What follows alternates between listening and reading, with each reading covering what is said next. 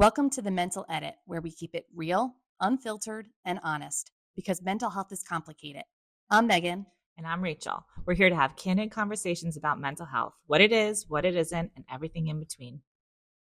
The Mental Edit is for educational and informational purposes only. We are mental health professionals, but this podcast is not therapy, medical advice, or a substitute for professional treatment. If you're struggling, we encourage you to reach out to a licensed mental health provider. And if you're in crisis, please seek immediate help from a trusted professional or emergency services. Now, let's get into it. Okay, welcome back. Episode 3. The main topic today is depression. Today, we're going to be talking about depression, what it is, what it isn't, and how it looks different in different people at different times of their lives. So we're going to touch on how to reach out, how to know when to reach out for depression. What is depression? Also, what we learned in preparing for this episode is actually we look at depression very differently. We treat depression differently. We have different alarm bells for depression. Yeah. And I do think that's a reflection of how often we see our clients, but we can get into that later.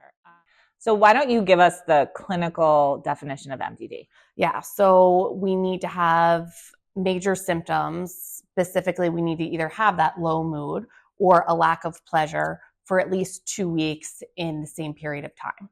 Okay. And when we're over those 2 weeks, it's when it's truly considered an episode. Okay. When do you point out in your patients that they're experiencing an episode of depression? When are you like, depression, here it is? So I think because I see clients week to week, what I pay attention to is deviations from the norm. So if they come in with a negative outlook, or I notice negative cognitions, they're kind of in that like hater mood, as I would call it. Everything sucks. The world is against them. People are terrible. I really pay attention to a lot of the way they describe what's going on around them. Yeah. And sometimes actually I can just feel it. Depression is a real energy that comes into the room, and it does drain you. So that's really how I work with it. Yeah. I assess it a little bit differently. Again, I'm very boom, boom, boom in my questions because it's a shorter amount of time I have with patients. And I use this acronym called AID because when we're depressed or feeling these feelings, we need help, or AID. So there's 3 A's, an I, and a D that I always use in my assessments. So the 3 A's, one of them is apathy, complete indifference. I don't care anymore. My kid drew on the wall with crayons. I just don't care, whatever.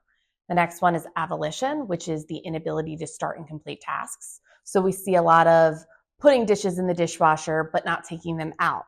Or maybe we load the washer, but we never put them in the dryer. Those type of things. And then the next A is anhedonia. We hear heated in there, joy, and we're not finding joy in our life. We're not enjoying our weekend to the beach. We're not enjoying our car ride with our partner anymore. That joy just isn't there. The next I part of that acronym is isolation. And it doesn't mean that we're hiding inside of our bedroom. Isolation can be we're not listening to our voicemails. We're not answering our text messages. We're staying within ourselves. And then the last one, which I feel is the biggest, is disassociation. When we think about disassociation, we automatically jump to drugs and alcohol. But the way I view disassociation is anything out of moderation that we're using to escape this depressed world. So sure, drugs, alcohol, we're drinking more to avoid the depression. We're sleeping more, we're reading more, we're watching more TV. Maybe scrolling your phone. Scrolling the phone, doom scrolling.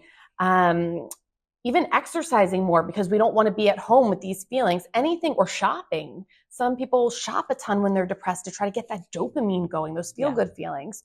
So that's my 5-point hit when I'm assessing for depression, because it's not just sadness. Yeah, you helped me with the dissociation part. It wasn't really something I paid attention to for depression, but especially with sleep, I never thought about sleeping or taking naps or not being able to wake up as disassociating. But yeah, we're leaving reality. We want to put these feelings to the side. So that's what I do see in patients. I always say to my patients, similar to if we lost our keys and we said, when was the last time I had them? Well, when is the last time you had joy in your life? Yeah. And what were you doing at that time? So how can we find that same joy? When was the last time you had it? For me, the way you kind of take time in seeing these depressive symptoms present, I want my patients to tell me immediately. I want to be proactive. So I say if it's an established patient who's been seeing me for a while, if you have 5 bad days in a row, let's not wait those full 2 weeks to be classified as an episode of depression. Send me that text message, send me that email, give me a quick phone call. Let's maybe adjust a medication or restart therapy or talk about a lifestyle change of, hey, let's be self-aware about your drinking the next week and then give me another call back. So I like to be more proactive. I think it's important to know that depression doesn't look the same for everyone, and it shows up differently in different genders and at different stages and ages in life, and in different personalities it presents differently. So let's start off with ages. Okay. And children. You see more of a spectrum of age in your practice. I so do. Maybe talk about kids versus maybe early adulthood, mid-adult, Okay. So, and even with children, we start to see them in adolescence, really, that bedroom door shut. They're keeping the door shut. They're keeping to themselves. That's usually a sign of depression. And then we see the irritability, the mood swings. Our children aren't acting how they used to be or what we expect from them. So what we touched on in our other episode was stage versus trait. This isn't our child. So even the teacher might call home or say, hey, Johnny's not himself, or I'm noticing these different behaviors. They're falling asleep in class, or that child might not want to go to soccer practice anymore because they're not finding joy in it. So that's how we see it in children. In adults, as we talked about, that disinterest in hobby, inability to stay focused in the work environment. Their partner may comment on the changes they see. Road rage, talk about that another time. So that's some of the light symptoms. And one we're really missing, changes in appetite, either eating too much, not eating enough. Yes. And then sleep changes we see in depression, either insomnia, which is really difficult to treat in depression, or hypersomnia, where a patient is always fatigued and tired. And then we have our geriatric patients where we see confusion, and they're just not as sharp, a little disengaged. Is there anything else you can think of from a geriatric patient that's not the typical sadness? I think you would find them isolating from family members. Not coming to holidays, skipping birthdays. Like, it's not worth it for me to come, that kind of thing. Yeah. Grandma didn't send me the Christmas card this year. Yes. Didn't get the birthday call. Yes. Yeah. So a deviation from baseline. They're not themselves. This isn't grandmom that we always knew. She's crying more. He's crying more. Yeah. And just on the kids portion, I think it's important to assess whether something happened. So, parents are always paying attention to their kids, right? So it's, paying attention, when the mood shifted and figuring out if something occurred. So if there's a specific event, person, school, thing that they're avoiding, sounds obvious, but typically that would be the reason. To dig a little deeper into that Something scenario. Happened, causing the depression, causing the avoidance. Yeah. So let's touch on treatment. How do we treat depression? So when you screen and notice depression, are you always looking to medicate? So interesting. That's clearly why a patient is in the office. They're thinking about the idea or open to the idea of medication. As I mentioned in a prior episode, I feel my job is to educate on medication, but my treatment plan doesn't always initiate, let's start medicine. I have 4 approaches that I recognize to any mental health diagnosis. The first one is medication is an option, A. B, therapy. Let's make sure this patient is receiving psychotherapy or some form of group therapy or something therapy related with a professional. The next is sense of community, which I see as the biggest for a treatment for mental health. So does this person work from home and are they isolated so they don't have a community? If they are spiritual or religious, are they part of a church? Is there a hobby they engage in and where they're part of a soccer team? So where is their sense of community coming from? Because that gives them something bigger than themselves. And then the last treatment is identity and sense of self. So where is this person seeing their identity come from? Is it strictly their career and now they're disassociating with their career? Are they identifying solely as a parent, a father or a mother? How is this patient identifying? So if they don't have a sense of self and maybe they are having depressive symptoms because they lost their job and they're in because they don't feel they have an identity. Now where can we pull that identity from? Because we're more than our careers. We're more than being just a parent. So let's work on identity. Other things I always consider, let's run some labs. Let's see where your thyroid's at. Yeah. Let's check vitamin D. Let's just roll out some medical stuff, send you for a CBC, complete blood count, metabolic panel, check those things. And then we go also to the topic of medication. And I see, are they on medication already? Yeah. Is it working? What have been their experiences with medication, if any, in the past? Is anyone in their family on any medication? And we'll talk about what might be most fitting for them. But I feel so strongly about treatment and having my patients in therapy. And it is very rare that I will treat a patient who is not in therapy. I have a couple who are very stable and in cruise control, and they're not currently in therapy. But I insist that majority of my patients, especially if they're on medication, are receiving therapy as well. I was going to say, like, hearing you, what I really see with depression is people have been holding things in for so long that the act of talking about them with someone who is sitting there validating, understanding, seeking to know more about it, right? Like sometimes when people have really hard things, they tell me that no one wants to hear about this, right? Whereas in therapy, I'm asking more. Tell me more. How did that make you feel? And it is hard to hear what people go through sometimes, but that process of being able to open up to someone about it is so therapeutic and so helpful with depression. I just got the chills because of how much strongly I believe in therapy. Yeah. There are times that I joke, I say, I'm hypocritical. I don't love medicine. So let's talk about these other things. And of course, medicine is awesome and it's a tool and has its purpose, but therapy. Oh. Well, I do think medicine, right? This is again why we collaborate, is because sometimes there could be genetic components to depression. There could be really intense situations. I call them the layers, right? Sometimes people are really going through too many things at once, right?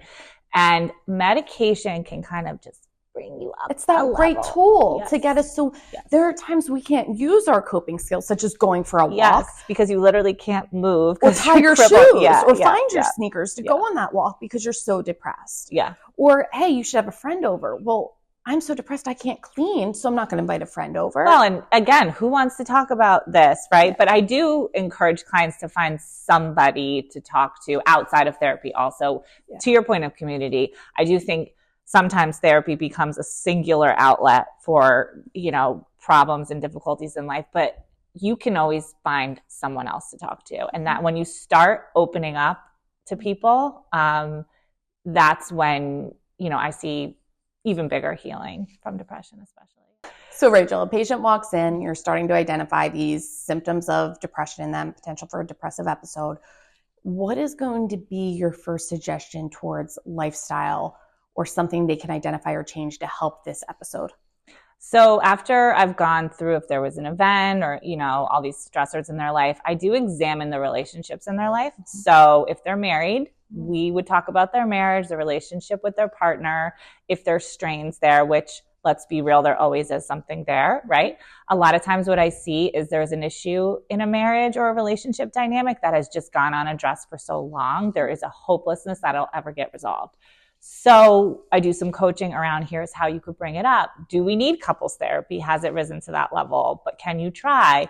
A lot of people are so scared to bring things up because they think it's going to be this big blow up. But what I say is it's not necessarily conflict. It could just be a conversation that you're having. Well, one of my classic quotes is the difference between confrontation, which is in every relationship, even colleagues or friendships, and fighting is how we communicate. Yeah. So there's going to be confrontation, but we can avoid that fight with communication. Yeah. So treating depression could be working on communication skills in therapy. Yes. And it also could be another family member, your mother, your mother-in-law. It could just be people that you're feeling like you can't express the challenges you're having with them, and that causes depression. So we go there. That's a big focus a lot of the time. One of my top recommendations is get outside. And I'm not talking exercise. I'm not saying going on a walk, but there is such a healing component to being outside. So sitting on your front step and getting some vitamin D in the morning, taking a couple of deep breaths, maybe parking in the back of the parking lot instead of fighting, getting more angry in Target to claim that front spot as we're angry and depressed, and getting that outside deep breath of fresh air in, hearing the birds, reminding ourselves that we're part of this bigger world. Yeah. And it gives us some perspective. I find such strength in nature for my patients. And then I also always suggest finding at least one person to tell. Yeah. Yes, you're telling your therapist, but it is okay, not to be cliche, it is okay to not be okay. And to be going through something and having a hard time. I always say you are having an appropriate reaction to something hard that's happening in your life. We are humans, we are not machines. And telling that one friend, like in a text message, yo, I'm facing some depression, I'm not okay. I don't need any suggestions. I just appreciate you knowing. Yeah. And I think that's so empowering because it's what makes us different than animals. We have these connections as humans. So leaning into that and letting someone know we aren't okay. Yeah. We don't need to be on this macro level of fixing depression, which another one of my mechanisms, I say the opposite of depression is not happiness, it's vitality. So how are you going to find, discover, and foster vitality in your life? And vitality to you and to me are going to be different than to someone else, but vitality is living. How are you living? So depression isn't smile, I'm better, let's move on. It's let's live. So finding these small outlets of human connection and previous joy to live in. Yeah. I think also something we had talked about was whether you can be cured of depression. So we had sort of a different approach to this. I consider depression and anxiety sort of lifelong, like, I don't even know what to call them. So the mood component definitely is going to always be there. And like even on a daily presence, we're going to have these depressed moods or these anxious moods. Stick to depression though. But with episodes of depression, when you are someone who has had a true over 2-week episode of depression, you are at risk for those recurrent episodes, which can bring on fear because we know how scary those episodes are. So even sometimes when a patient sees us, it's because they might not be in that episode, but they just made it through that episode. And now they're like, what if it comes back? Yeah. And how do I prevent it from coming back? Because I don't want that insomnia again. I don't want that fear again. What do I do? It's delusion. So when we're feeling depressed, it is. That's what these social media apps are. So let's delete them and let's be mindful in the moment. Let's be present with our children. Let's be present with our families or our friends and put the phones away. And if we can be more mindful and connect with each other, these apps and posts and engagements online, they're affecting our moods. I think what's important to note about these apps, we're in a constant comparison with others. Yes. And when we're already in an episode of depression, we're having this feeling of being worthless and not enough. So then we see ourselves on these apps of people only posting edited photos of what they think perfection looks like. Yeah. And then we're comparing ourselves with perfection. We're not enough. Yeah. And I do think some of the social media apps have made some strides to be more real life and less perfectly curated, but it remains to be, like you will go on there and see these pretty things, pretty vacations, pretty outfits, pretty hair, pretty, all that. Relationships even. Yes. I don't know. Yes. Can't talk about Put the phones away. Please. Okay, mom. Put them away as we have them here, but well, and just, be mindful of, do you feel, I think they just did a study, right? And they rated people's moods on, how they felt after looking at social media.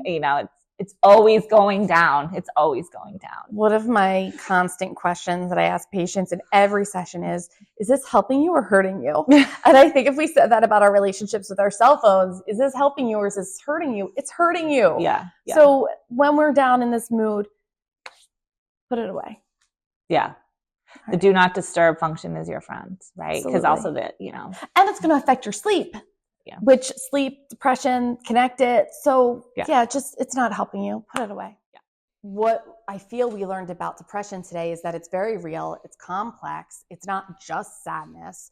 There's so much more to it and it's different for everyone. And it's going to be different for us at different ages in our life and different stages in our life. Yeah. And sometimes, it might just be a heaviness you feel day in and day out. And, that could be your experience with depression. So I actually hear that the most, that heaviness feeling, which is hard. It's hard. And you deserve help. Yes. And I think that's where we should leave off is everyone is deserving of help. Yeah. So if anything about this resonated, reach out. You deserve help. Next episode, we are going to be working and talking depression's little buddy, anxiety. Is it friend or is it foe? because it can help. Anxiety can be awesome. So it's interesting because they really do go hand in hand, right? And they can dance with each other, as I like to say, but anxiety is very, very, very different. Yeah, but anxiety helps us to perform and it helps us to get going. And it also helps us to survive in scenarios where we feel like we're not going to. So yeah, stay tuned. Thank you for listening. Make sure to subscribe to The Mental Edit and turn on notifications so you never miss an episode. Give this video a like if you found it helpful and drop a comment with your thoughts or questions. We want to hear from you.